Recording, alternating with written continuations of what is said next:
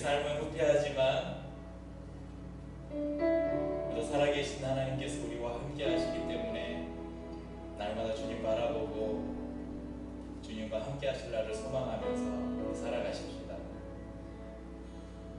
내 주님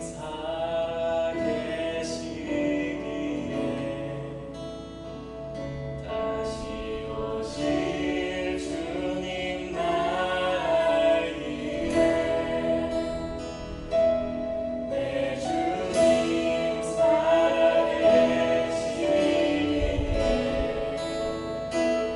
영원하신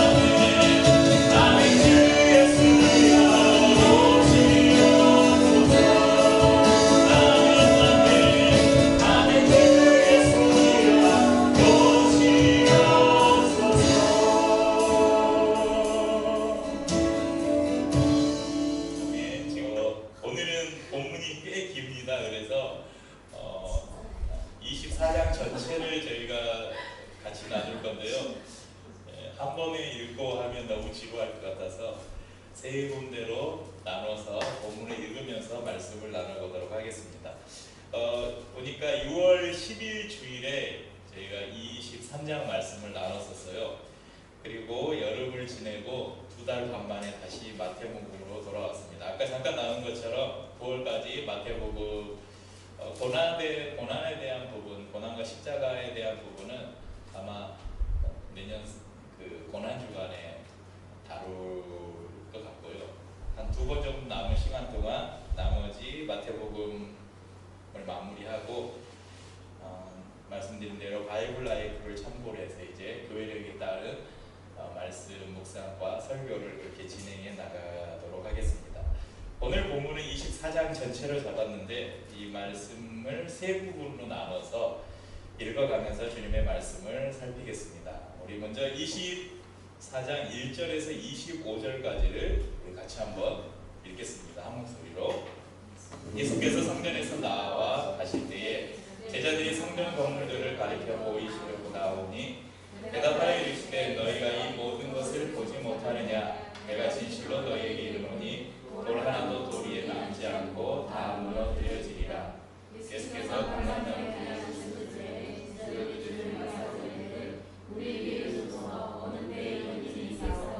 또 주의 임하심과 세상 끝에는 무슨 징조가 있사오리이까. 예수께서 대답하여 이르시되 너희가 사람의 미혹을 받지 않도록 주의하라. 사람이 내 이름으로 와서 이르되 나는 그리스도라 하여 많은 사람을 미혹하리라. 나리와 날이 소문을 듣겠으나 너희는 삼가 두려워하지 말라. 이런 일이 있어야 돼 아직 끝은 아니니라. 민족이 민족을 나라가 나라를 대적하여 일어나겠고 곳곳에 기근과 지진이 있으리니 이 모든 것은 재난의 시작이니라. 그때 사람들이 너희를 환난에 넘겨주겠으며 너희를 죽이리니 너희가 내 이름 때문에 모든 민족에게 미움을 받으리라. 그때 많은 사람이 실족하게 되어 서로 잡아주고 서로 미워하겠으며 거짓 선지자가 많이 일어나 많은 사람을 미혹하겠으며 불법이 상황으로 많은 사람의 사랑이 식어지리라. 그러나 끝까지 견디는 자는 구원을 얻으리라. 이 천국 복음이 모든 민족에게 증언되기 위하여 온 세상에 전파되리니 그제야 끝이 오리라. 그러므로 너희가 선지자 다니엘이 말한 바 멸망에 빠지는 것이 거룩한 곳에 선 것을 보거든 그때 유대에 있는 자들은 산으로 도망할지어다. 지붕 위에 있는 자는 집안에 있는 물건을 가지러 내려가지 말며 밭에 있는 자는 겉옷을 가지러 뒤로 돌이키지 말지어다. 그날에는 아이 낸 자들과 젖먹이는 자들에게 화가 있으리로다. 너희가 도망하는 일이 겨울에나 안식일에 되지 않도록 기도하라. 이는 그때에 큰 환난이 있겠습니다. 창세로부터 지금까지 이런 환난이 없었고 후에도 없으리라. 그 날들을 감하지 아니하면 모든 육체가 구원을 얻지 못할 것이나 그러나 택하신 자들을 위하여 그 날들을 감하시리라. 그때에 사람이 너희에게 말하되 보라 그리스도가 여기 있다 혹은 저기 있다 하여도 믿지 말라. 거짓 그리스도들과 거짓 선지자들이 일어나 큰 표적과 기사를 보여 할 수만 있으면 택하신 자들도 미혹하리라. 보라 내가 너희에게 미리 말하였노라. 아멘. 예수님의 제자들이 베다니로 가기 위해서 예루살렘 성전을 나왔습니다. 아마 십자가 사건 이전에 마지막 성전 방문이었던 것 같습니다. 성전을 나왔을 때 제자들이 이제 성전을 막 나와서 제자들이 예수님께 그렇게 이야기해요. 선생님, 예루살렘 성전 한번 보십시오. 참 멋있지 않습니까?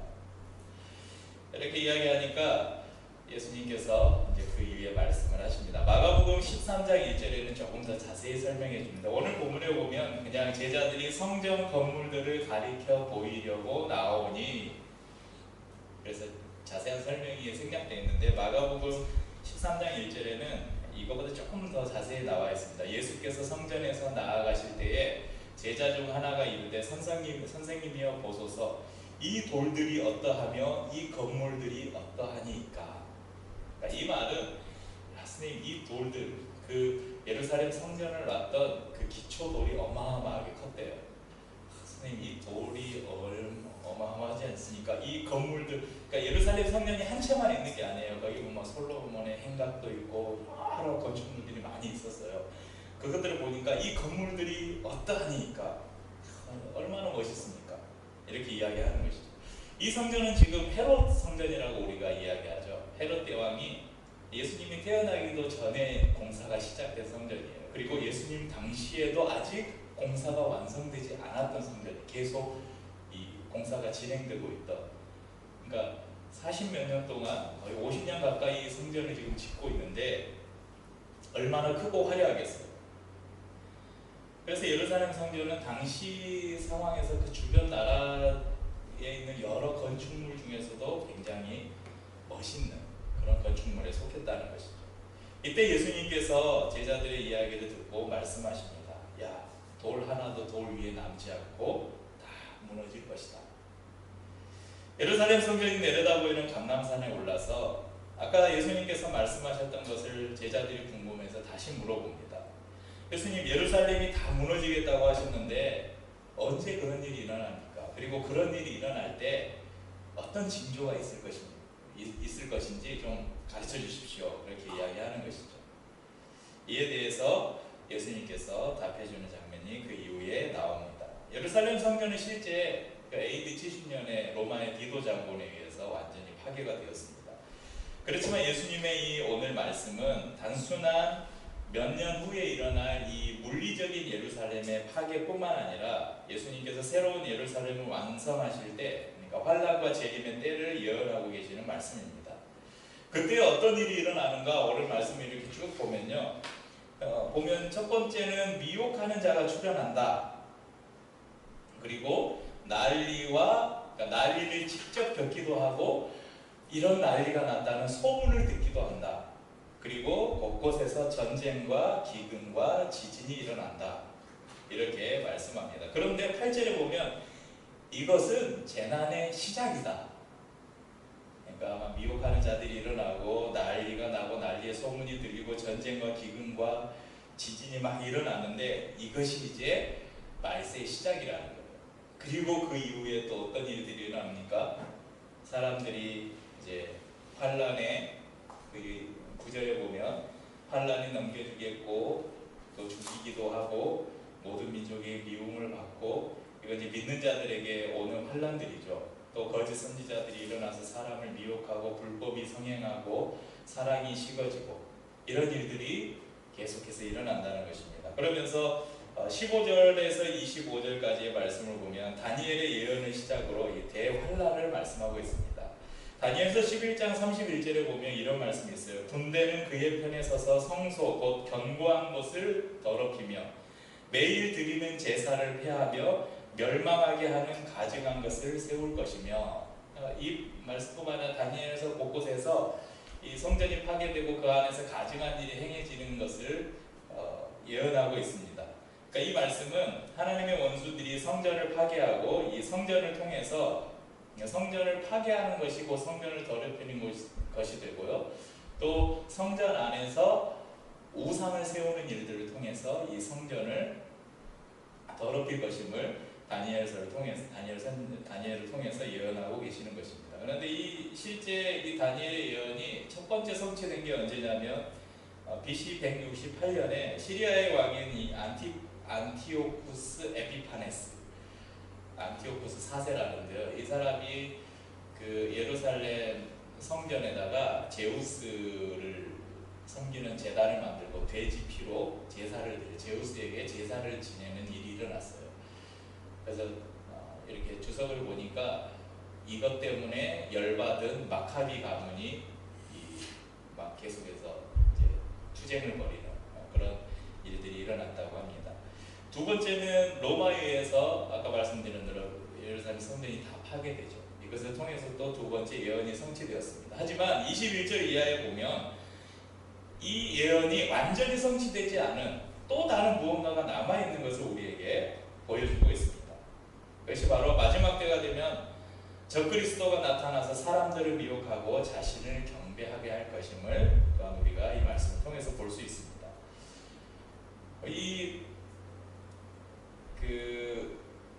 오늘 읽은 본문의 15절 이하에서 보면 여러 가지 환란에 대해서 이야기하는데요. 21절에 보면 이는 그때에 큰 환란이 있겠습니다. 창세로부터 지금까지 이런 환란이 없었고 후에도 없으리라, 이런 말씀이 있어요. 그것을 대환란이라고 이야기하는데 이런 환란에 대한 그 이야기들은 요한계시록과 이렇게 연결해서 다양한 견해들이 있습니다. 여러분들 뭐 휴거설 이런 거 들어봤죠? 휴거설도 여러 가지 견해가 있고요. 또 이 대환란과 관련해서는 천년왕국설이 있어요. 뭐 들어보셨을지 모르겠지만 저도 신학교에서 들어봤지만 들어보고 배웠는데 복잡해요. 그래서 그 7년 대환란이 이제 천년왕국이 있는데, 천년왕국이 이 땅에 임하는데, 천년왕국이 환란이 있기 전에 천년왕국이 오는 것을 전천년설이라고 이야기합니다. 전천년설에도 보면요, 막 세대주의적 전천년설, 세대주의에서 제7일 안식교나 이런 데서 주장하는 게 세대주의가 그 창세부터 종말까지 세대를 이렇게 구분해가지고 무슨 세대 이런 세대주의적 천년왕국설, 또 뭐 점진적 세대주의 천년왕국설, 그 다음에 또 무슨 전천년설 이런 게 있는데, 또 이 환란이 천년왕국이 환란 전에 천년왕국이 있는 게 전천년설, 그리고 환란 7년 대환란이 있는 다음에 이제 예수님께서 임하셔서 다스리는 천년왕국이 세워진다. 이게 후천년설. 그리고 아니다. 이 천년왕국이라는 것은 문자적이나 역사적인 사건이 아니라 이거 영적인 의미를 담고 있다. 그래서 예수님이 이 땅에 오신 이후에 이미 지금 우리는 천년왕국 시대를 살아가고 있다. 그래서 무천년설, 이렇게 세 가지 크게 주장이 있습니다. 제가 신학교를 다닐 때는 대부분의 한국 보수적인 신학교에서는 이 전천년설을 많이 따랐어요. 근데 지금은 저는 무천년설에 가까운 견해를 가지고 있어요. 그래서 이건 뭐 주장하는 신학자들이나 목회자들마다 다 다르기 때문에 어떤 게 정답이다라고 이야기할 수 없는데, 분명한 것은 이 마지막 때가 되면 큰 환란이 있을 것이다. 이것은 분명하고, 또 예수님께서 이 땅에 분명히 다시 오실 것이다. 이것은 어느 천년왕국설을 따르더라도 이것은 분명하다는 것입니다. 그런데 13절의 말씀처럼 이 환란을 끝까지 견디는 자들은 구원을 얻을 것이다. 이렇게 예수님께서 말씀합니다. 자, 이제 26절에서 36절을 함께 읽겠습니다. 26절에서 36절.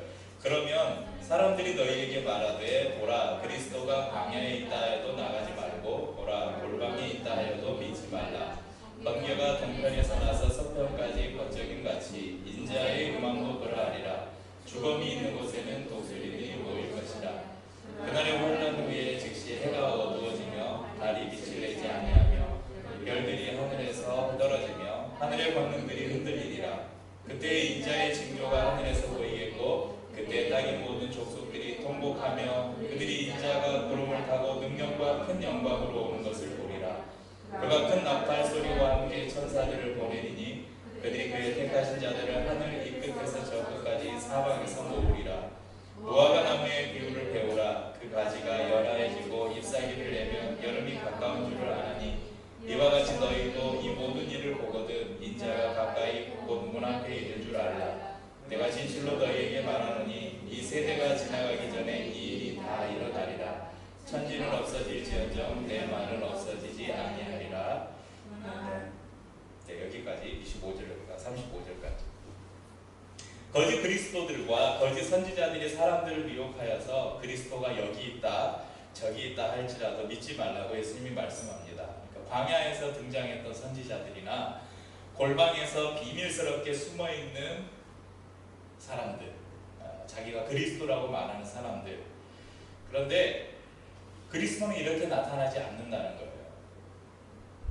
대부분의 선지자들이 광야에서 막 외치는, 세례 요한처럼 광야에서 외치는 자의 소리만 초라하게 나타났잖아요. 그리고 또 어떤 사람들은 막 골방에서 조용하게 내가 그리스도다 막 이렇게 나타나요. 그런데 예수님은 말씀하셔요. 예수님께서 다시 오실 때는 초라한 마구간에서 오지 않을 것이다. 예수님이 다시 오실 때에는 그 메뚜기와 서청 먹으면서 가죽옷 입고 띠띠고 이렇게 나타나지 않을 것이다. 예수님께서 내가 다시 올 때에는 영광의 왕으로 천사장의 나팔 소리와 함께 임하실 것을 말씀하시고, 또 그때에는 비밀스럽게 오지 않을 것이다. 번개가, 그러면 저기 멀리에서 번개가 치면 동쪽에서 번개가 치는데 서쪽에서 다 보이잖아요. 그것처럼 모든 사람이 볼 수 있게 올 것이다. 이렇게 예수님이 말씀합니다. 이 예수님의 예언을 보면 자칫 우리가 혼동을 일으킬 수가 있습니다. 왜냐하면 34절에 이 세대가 지나가기 전에 이 일이 다 일어나리라 이렇게 말씀하셨죠. 제자들에게 이 세대가 지나가기 전에 이 일이 다 일어날 것이다. 그러니까 예수님 당시에, 그냥 세대를 조금 넓게 잡아서 예수님 당시에 태어났던, 아무튼 예수님 당시에 존재했던 이 갓난 아기, 그 아기가 죽을 때 그 안에 이 일이 다 일어날 것이다. 근데 안 일어났잖아요. 그래서 우리가 예수님이 예언을 잘못한 게 아닌가, 그렇게 생각할 수도 있습니다. 그런데 여기에 사용된 이 세대에 사용된 헬라어 단어 게네아, 이것은 종족이나 가계, 또 특정 시대의 사람들을 이야기하기도 하지만요, 다른 의미로는 그 전체를 이야기해요. 그 세대 전체, 그러니까 유대, 당시로 하면 유대 종족, 유대 민족 전체, 그리고 지금으로 말하면 이 하나님의 나라 복음이 확장된 시대로 말하면 이 예수 그리스도를 믿는 모든 사람들의 세대, 그 세대로 우리가 이해해 볼 수 있습니다. 그러니까 당시 사람들의 입장에서는 예수님께서 그때 말씀하실 때 그 세대, 그러면 특정한 사람들, 그 시대에 살던 사람들도 포함됩니다. 그 시대에 살던 사람들은 예루살렘의 완전한 멸망을 통해서 예수님께서 예언하신, 그러니까 로마가 쳐들어와서 유대를 완전히 짓밟고 유대인들이 고통을 당하고 핍박을 당하고 예루살렘 성전이 완전히 파괴되었던 이것을 직접 본 거예요. 그 예언이 이루어진 걸 봤어요. 그런데 예수님께서는 또 하나의 예언을 하시는 거예요. 이것이 그 세대뿐만 아니라 모든 세대의 마지막 세대에 예수님께서 재림하셔서 이 예수님의 예언이 완전히 성취될 것을 볼 것이라고 예수님은 말씀하시는 것입니다. 그러면 36절에서 마지막 절까지 우리 같이 읽어보겠습니다. 그러나 그 날과 그때는 아무도 모르나니 하늘의 천사들도 아들도 모르고 오직 아버지만 아시느니라. 노아의 때와 같이 인자의 임함도 그러하리라. 홍수전에 노아가 방주에 들어가는 날까지 사람들이 먹고 마시고 장가들고 시집가고 있으면서 홍수가 나서 그들을 다 멸하기까지 깨닫지 못하였으니 인자의 임함도 이와 같으리라. 그때 두 사람이 밭에 있음에 한 사람은 데려가고 한 사람은 버려둠을 당할 것이요 두 여자가 맷돌질을 하고 있음에 한 사람은 데려가고 한 사람은 버려둠을 당할 것이라. 그러므로 깨어있으라. 어느 날에 너희 주가 임하는지 너희가 알지 못함이니라. 너희도 아는 바니 만일 집 주인이 도둑이 어느 시각에 올 줄 알았더라면 깨어있어 그 집을 뚫지 못하게 하였으리라. 이러므로 너희도 준비하고 있으라. 생각하지 않은 때에 인자가 오리라. 충성되고 지혜 있는 종이 되어 주인에게 그 집 사람들을 맡아 때를 따라 양식을 나눠줄 자가 누구냐. 주인이 올 때에 그 종이 이렇게 하는 것을 보면 그 종이 복이 있으리로다. 내가 진실로 너희에게 이르노니 주인이 그 모든 소유를 그에게 맡기리라. 만일 그 악한 종이 마음에 생각하기를 주인이 더디 오리라 하여 동료들을 때리며 술 친구들과 더불어 먹고 마시게 되면 생각하지 않은 날 알지 못하는 시각에 그 종의 주인이 이르러 어미 때리고 외식하는 자가 받는 벌에 처하리니 거기서 슬피 울며 이를 가리라. 아멘. 네, 오늘 본문이 좀 긴데도 제가 이 본문을 다 읽고 말씀을 나눈 것은 그냥 본문 자체에 오늘 저희가 나누려고 하는 말씀의 내용들이 다 그냥 들어있어요. 그냥 그 가운데서 조금 이해하기 힘든 부분들만 조금 설명하고 지금 지나가고 있습니다. 방금 읽은 36절에서 51절까지의 말씀에서는 마지막 때를 사는 우리가 어떤 자세로 살아가야 할지, 오늘 말씀의 제목처럼 다시 오실 때를 기다리는 사람들의 삶의 자세가 어때야 될지를 예수님께서 가르쳐 주십니다. 비록 예수님께서 마지막 때에 여러 징조들을 말씀하셨는데요, 정작 자기가 언제 올지는 모른대요. 내가 다시 올 것인데 내가 다시 올 때는 이런 징조들이 일어날 건데 근데 언제 올지 몰라, 이렇게 말씀하는 거예요. 그건 아버지만 아신다고 예수님이 말씀하십니다. 마틴 루터는 이런 이야기를 했습니다. 그리스도께서는 재림 시간을 우리에게 숨기심으로써 우리가 긴장 가운데 당신의 오심을 예비하게 하셨다. 그럼 만약 예수님이 다시 오실 날을 미리 알고 있다면 어떨까요? 여러분 한번 생각해 보세요. 우리 세대에 예수님이 다시 안 와요. 예수님이 저기 성경에다가 한 2100년 몇 월 며칠 나온다 그랬어요. 그때까지 안 살아있을 거 아니에요. 그럼 어쩌겠어요? 야, 예수님이 안 오는데 그냥 뭐 마음대로 살다가 죽기 전에 주님 회개합니다. 제가 그동안 마음대로 살았는데 용서해 주십시오 하고 이제 죽으면 되죠. 그런데 언제 우리가 주님이 오실지 모르잖아요. 우리가 살아있는 이 세대에 올지 언제 오실지 모르기 때문에 매일매일 우리가 주님을 기다리면서 아까 우리가 마지막 찬양에 부른 것처럼 마라나타라는 게 주 예수여 오시옵소서, 주님 다시 오심을 고대하는 이 말이 바로 마라나타거든요. 날마다 주님이 다시 오심을 우리가 기다리면서 주님이 지금 오신다면, 주님이 오늘 재림하신다면 부끄러움이 없는 삶을 살아야 되지 않을까. 조금 이따 우리가 이 말씀 후에 찬양을 부를 건데요. 찬송가 176장에 4절, 1, 2, 3, 4절인데 여기 3절, 4절 가사에 보면 주 예수님 언제 오시든지 한밤에나 낮에나 늘 깨어서 주님 맞는 성도 주의 영광 보겠네. 주 안에서 우리 몸과 마음이 깨끗하게 되어서 주 예수님 다시 오실 때의 모두 기쁨으로 맞이죠. 여러분, 주님께서 언제 다시 오실지 우리가 모르기 때문에 항상 기도하고 깨어 있어서 주님 다시 오실 때에 부끄러움 없이 기쁨으로 주님을 맞을 준비를 우리가 하는 것입니다. 노아 시대 사람들처럼 또 유대 사회에 오늘 두 종류의 사람들이 이야기해 주는데, 밭을 갈던 사람, 이 사람들 분명히 남자들이었을 거예요. 집안에서 이 맷돌질을 하고 있는 여인이라고 나오죠. 근데 두 사람이 밭을 갈고 있고 두 사람이 맷돌질을 하고 있는데 한 사람은 선택받고 한 사람은 버림받았어요. 그러니까 예수님이 재림하실 때는 뭐 고민할 그럴 시간이 없다는 거예요. 회개할 틈도 없고 그냥 오시면 선택과 버림받음, 이게 그냥 바로 나눠진다는 거예요. 그렇기 때문에 예수님은 재림의 때는 급박하게 일어나기 때문에 너희가 항상 준비하고 있어야 된다라고 우리에게 경종을 울리고 계시는 것입니다. 그렇다면 우리는 재림의 때를 기다리는 삶을 어떻게 살아야 되는가? 45절 이하에 보면 두 가지 삶을 보여주는데요. 하나는 충성되고 지혜로운 종이고 하나는 어리석은 종입니다. 이게 성경에 보면 많은 부분에 이렇게 딱 두 가지로 구분하고 있잖아요. 근데 뭐 두 가지밖에 구분할 것이 없어요. 왜냐하면 신앙이라는 게 중간이라는 게 존재할 수 없으니까.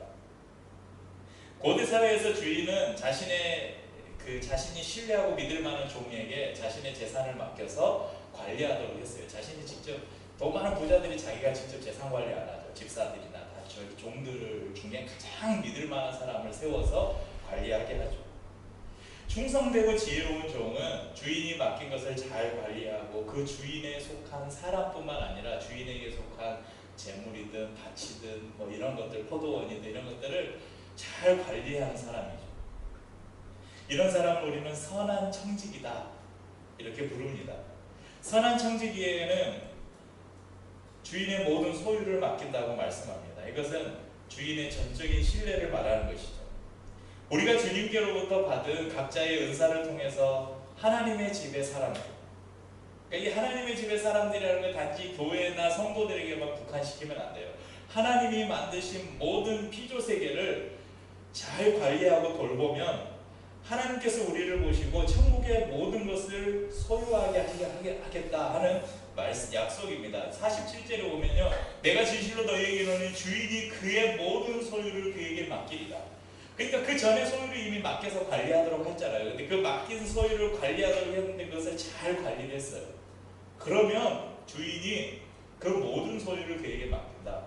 이 말씀 보면서 우리가 이 땅에 살면서 하나님이 주시는 것에 대해서 우리가 잘 관리하는 선한 청지기가 되면 마지막 때의 주인이 다시 오실 때, 그러니까 예수님이 재림하실 때 우리에게 하나님 나라를 우리의 소유로 주시겠다는 약속으로 그렇게 보았습니다.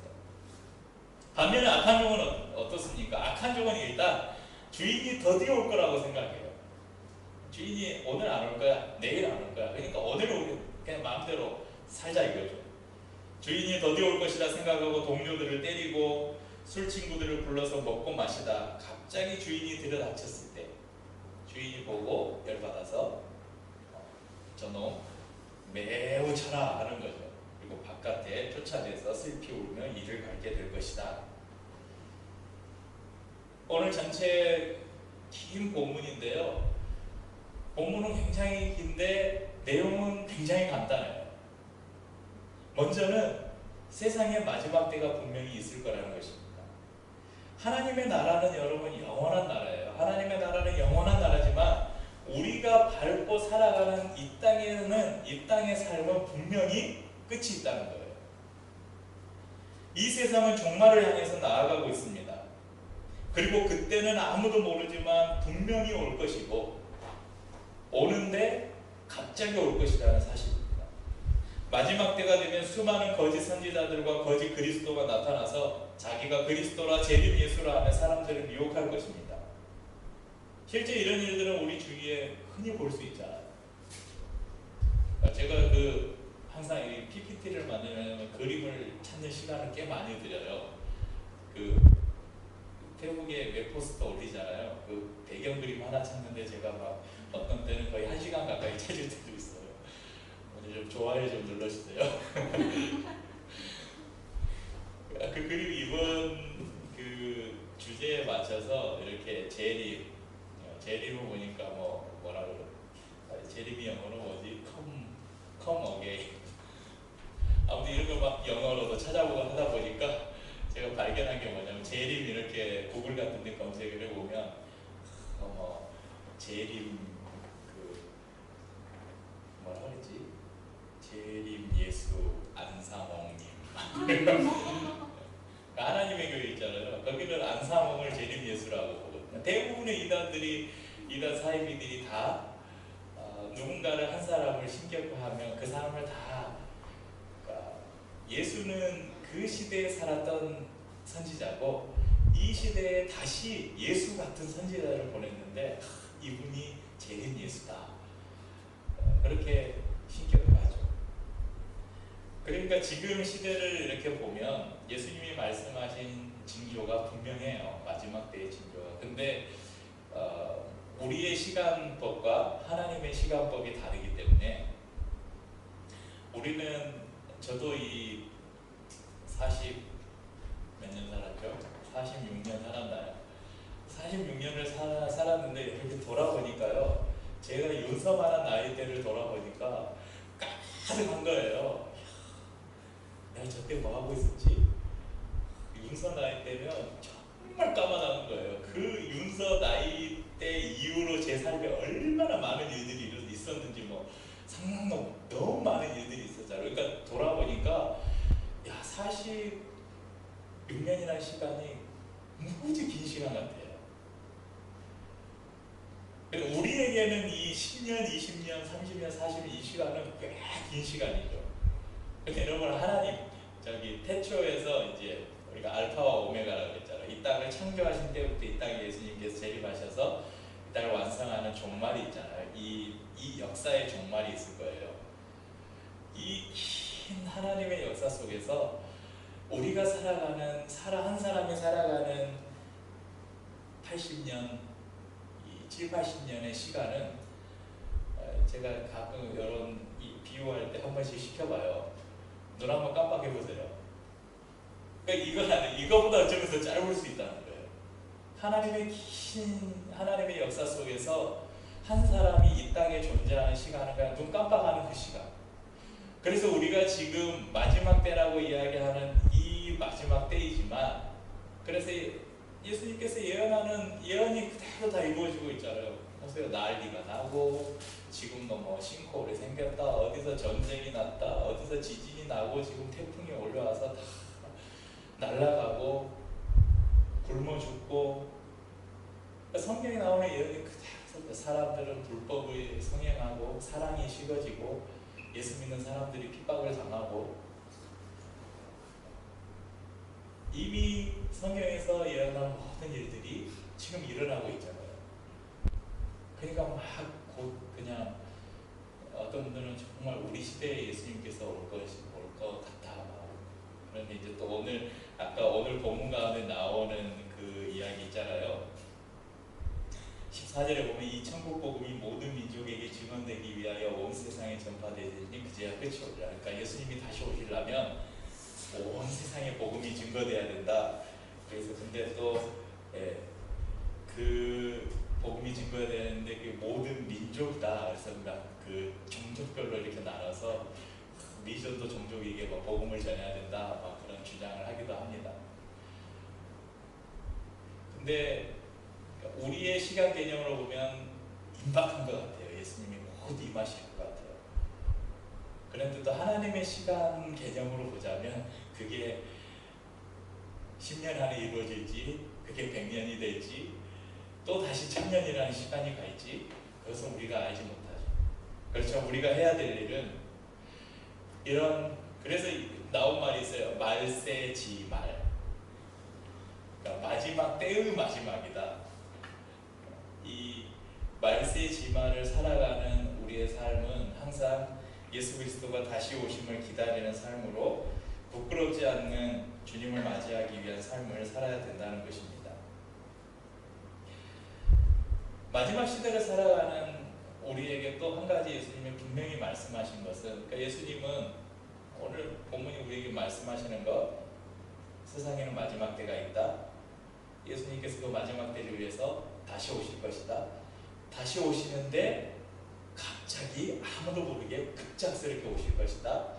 그 다음에 한 가지는 뭐냐면요, 마지막 때가 되면 믿는 사람들은 환난을 당한다는 거예요. 그러니까 믿는 사람들의 삶, 이것은 단순히 7년 대환란, 천년왕국이 이루어지기 전에 오는 환란이든 천년왕국 이후에 오는 환란이든 아니면 무천년설도 환란이 있어요. 그런데 무천년설에 주장하는 환란이 그거예요. 우리 삶에 천년왕국은 예수님이 오셔서 이 땅에 이루어진 하나님의 나라, 우리가 지금 하나님의 나라를 살아간다고 이렇게 이야기하잖아요. 이미와 아직의 사이에서 이미 이 땅에 임한 하나님의 나라, 그러나 아직은 완성되지 않은 하나님의 나라에 우리가 살아가는데, 그 나라 안에서 우리가 예수를 믿고 살아가면 반드시 따라오는 게 뭐냐? 환란이 따라온다는 거예요. 그러니까 여기에서 말하는 환란은 단순히 어느 시기에 7년 동안 일어나는 환란이 아니라, 예수님께서 말씀하신 환란은 우리가 살아가면서 예수를 믿으면서 우리의 삶에 닥치는 환란을 말씀하시는 것일 수도 있다는 것입니다. 그러니까 예수 믿는 사람들이 세상에 살아가면서 환란이 없다, 모든 게 everything is okay, 만사형통, 우리 믿음의 조상들이 항상 예수 믿으면 만사형통하리라, 모든 게 만사형통이래요. 그러니까 이게 복음에 미쳐보면 이게 안 맞는 이야기예요. 이게 복음이 아니라는 거죠. 예수를 믿으면 환란이 온대요. 그렇지만 오늘 말씀 속에서도 예수님께서 그런 말씀을 하셔요. 참 저는 이 말씀을 보면서 하나님의 마음이 참 이런 거구나 봤는데요. 24장 22절 보면 이런 말씀이 있어요. 그 날들을, 그러니까 이 환란이 정말 큰 환란이 이전에도 이후에도 보지 못할 큰 환란이 있겠는데, 22절 보면 그 날들을 감하지 아니하면 모든 육체가 구원을 얻지 못할 것이나 그러나 택하신 자들을 위하여 그 날들을 감하시리라. 너무 큰 환란이어서 이 환란을 그대로 두면, 이 환란의 날을 그대로 두면 한 사람도 살아남을 사람이 없다는 거예요. 심지어는 육체적인 것을 이야기하고 있긴 하지만 구원받은 사람들조차도 못 살아남는다는 거예요. 그래서 환란의 날을 감해서 살아남는 사람들을 두겠다는, 그러니까 우리가 살아가는 이 세상 가운데서 그리스도는 분명히 환란을 당한다는 사실을 기억하십시오. 그러나 그 환란을 이길 힘을 주시고 보호해 주실 것이고, 그 환란을 이기는 자들에게 구원을 주실 것입니다. 그렇기 때문에 마지막 때를 살아가는 우리는 예수님의 다시 오심을 고대하고 살지만, 그렇다고 하늘만 바라보고 사는 것이 아니라 현재 나에게 주어진 삶에 대해서 청지기적인 삶을 자세를 가지고 주님이 나에게 주신 이 육체 그리고 나에게 주신 물질들을 통해서 주님이 만드신 이 피조세계, 주님께서 만나게 하신 많은 사람들을 섬기고 돌보고 충성하는 선한 종이 되어야 할 것입니다. 제가 좋아하는 명언 누가 이야기했는지는 모르겠어요. 한 구절을 나누고 말씀을 마치겠습니다. 오늘은 내일이 없는 것처럼 살되 영원을 꿈꾸며 살아라. 멋지죠? 오늘은 내일이 없는 것처럼 열심히 살라는 거예요. 오늘이 내 삶의 마지막이다. 그런 자세로 오늘 하루를 최선을 다해서 살라는 것입니다. 그러나 그렇게 살면 삶이 절망적이 되겠죠. 하루 살고 끝나버려. 그렇지만 내 삶이 오늘 끝나는 것이 아니라 나의 삶에는 영원한 하나님의 나라가 있다. 영원을 꿈꾸며 살아라. 그런 삶을 사시는 저와 여러분 될 수 있기를 축복합니다. 이렇게 찬양하고 우리 성찬을 나누겠습니다.